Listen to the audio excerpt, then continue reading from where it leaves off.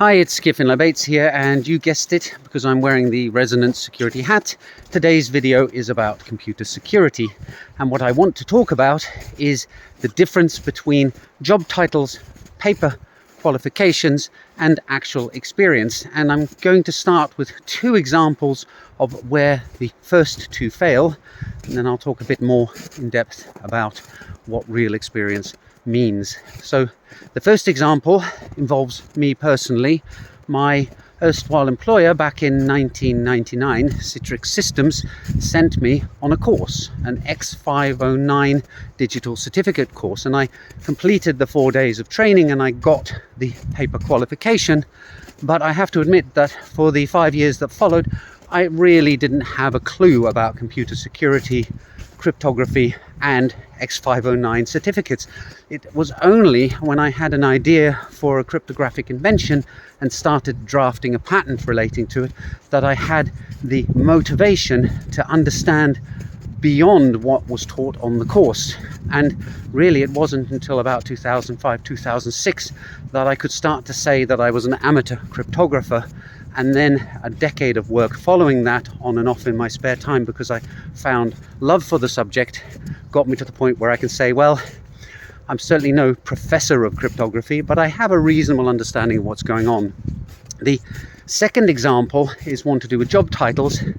My CTO and I, back 6 years or so, were working on a project with a large Cambridge chip designer, and one of the people on their team had the title of security expert, and we were having terrible time communicating with him until after 4 or 5 days we suddenly realized that the chap didn't know the difference between symmetric and asymmetric key cryptography.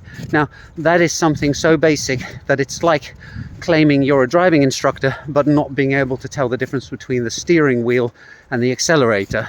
So those are two examples where on paper myself and this security expert looked like we knew what we were talking about, but we didn't.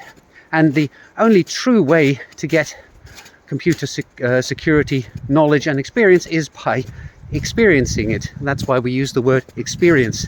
And here's something to keep in mind. Most, if not all, of the hackers out there who are maliciously attacking systems do not have paper qualifications. They have not gone to university and studied cryptography. They have not gained certificates or diplomas in computer security.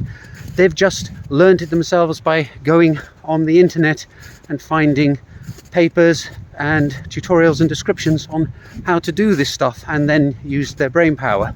So if the people you are defending the computer systems from do not have job titles and qualifications, perhaps we on the side trying to protect those systems should pay less attention to those too. It's just a thought for the day. Let me know what you think in the comments below, and I'll see you in the next video soon.